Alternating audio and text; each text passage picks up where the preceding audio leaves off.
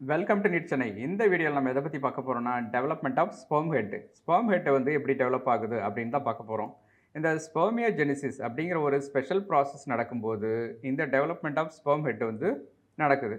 இது வந்து பார்த்தீங்கன்னா, ஸ்பெர்மட்டோஜெனிசிஸில் இருக்கக்கூடிய ஃபைனல் ஸ்டேஜ் அதுதான் சொல்கிறாங்க. ஆக்சுவலாக ஸ்பெர்மட்டோஜெனிசிஸ் அப்படின்னா என்னன்னு கேட்டிங்கன்னா, இந்த டெஸ்டிஸோட இருக்குங்களா, டெஸ்டிஸ்களின் வந்து செமினிஃபெரஸ் டியூபுகளில் வந்து மெச்சூர் ஸ்பெர்ம் செல்ஸு உருவாகக்கூடிய ஸ்டேஜுக்கு பேர் தான் ஸ்பெர்மட்டோஜெனிசிஸ் அப்படின்னு சொல்கிறாங்க.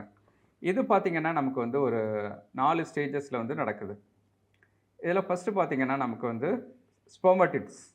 இந்த ஸ்பெர்மடிட்ஸ் அப்படின்னா என்னன்னு பார்த்தீங்கன்னா வந்து, இது ஆக்சுவலாக வந்து மெயோசிஸ் ப்ராசஸ்க்கு பின்னாடி உருவாகக்கூடிய ஒரு ரவுண்டு ஷேப்பில் இருக்கும் இம்மெச்சூர் மேல் கேமெட்ஸ் உருவாகும். இதுதான் வந்து ஸ்பெர்மட்டடிட்ஸ். இந்த ஸ்பெர்மடிட்ஸ் அப்படின்னு பார்த்தீங்கன்னா, இது வந்து மூவ்மெண்ட் இருக்காது. இதுக்கு வந்து டெயில் இருக்காது.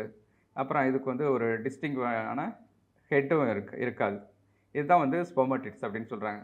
அடுத்தது பார்த்தீங்கன்னா, நம்ம வந்து நியூக்ளியர் கண்டென்சேஷன். இந்த நியூக்ளியர் கண்டென்சேஷனை வந்து அணுக்கரு ஒடுக்கம் அப்படின்னு சொல்கிறாங்க. இந்த நியூக்ளியஸ் வந்து ஒடுங்கி அப்படியே லெங்த் ஆகி டைட்டாக வந்து பேக் ஆயிரும்.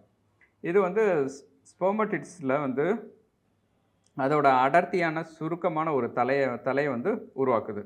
இது டிஎன்ஏ வந்து டிரான்ஸ்கிரிப்ஷன் ரீதியாக இன்ஆக்டிவ் ஆகி டைட்டாக பேக்கேஜ் வந்து ஆகிடுது. ஸோ இதுதான் வந்து நியூக்ளியஸ் கண்டென்சேஷன் அப்படின்னு சொல்கிறாங்க. அடுத்தது பார்த்திங்கன்னா வந்து நம்ம வந்து ஆக்ரோசோம் ஃபார்மேஷன். இது வந்து கோல்கி அப்பாரட்டஸ் முன்புற முனையில் இருக்கக்கூடிய ஒரு ஆக்ரோசோம் வந்து தன்னை மாற்றிக்குது. இந்த ஆக்ரோசோம் அப்படிங்கிறது பார்த்திங்கன்னா ஹைலூரோனிடேட்ஸ் இந்த மாதிரி என்சைம்களால் நிறைந்த ஒரு கேப் லைக் ஸ்ட்ரக்சர், அதாவது தொப்பி மாதிரி உள்ள ஒரு ஸ்ட்ரக்சர் தான். இது வந்து பார்த்திங்கன்னா, நம்ம வந்து ஃபெர்டிலைசேஷன் டைமில் வந்து ஸ்பெர்ம் வந்து எக்கில் வந்து பெனிட்ரேட் ஆகி போகிறதுக்கு வந்து ரொம்ப ஹெல்ப்ஃபுல்லாக இருக்குது. அடுத்தது பார்த்திங்கன்னா, நம்ம வந்து சைட்டோபிளாஸ்மிக் ரிடக்ஷன்.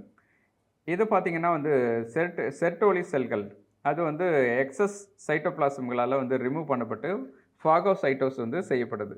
இது வந்து ஸ்பெர்ம்களோட மூவ்மெண்ட்டை வந்து ஒரு ஸ்ட்ரீம்லைன் பண்ணி ஒரு ப்ராசஸை வந்து நார்மலாக்குது. இதுதான் வந்து சைட்டோபிளாஸ்மிக் ரிடக்ஷனில் நடக்குது. அடுத்தது பார்த்திங்கன்னா வந்து சென்ட்ரியோல்ஸ் அண்டு டெயில் அலைன்மெண்ட்டு. இது எப்படி நடக்குதுன்னு பார்த்திங்கன்னா, இந்த ப்ராக்சிமல் சென்ட்ரியோல்ஸ் வந்து நியூக்ளியஸுக்கு பின்னால் வந்து அலைன் ஆகுது.